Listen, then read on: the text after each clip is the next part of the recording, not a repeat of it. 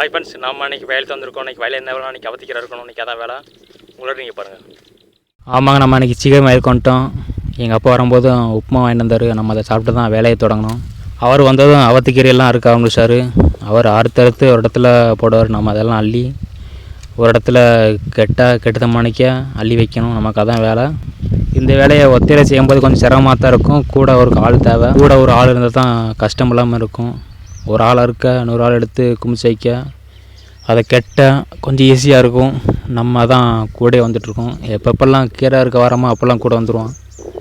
ஏன்னா கஷ்டம் கொஞ்சம் தெரியாமல் இருக்கணும். அப்போ வரும்போதும் பனை மரத்து ஓலையும் கொஞ்சம் கொண்டு வந்துடுவார். நாம் அதை வச்சு தான் சின்ன சின்ன முடியாக கெட்டதுக்கு கரெக்டாக இருக்கும். இந்த கீரை அறுத்து ரோட்டு கொண்டதுக்குள்ளேயும் கஷ்டமாக தான் இருக்கும்.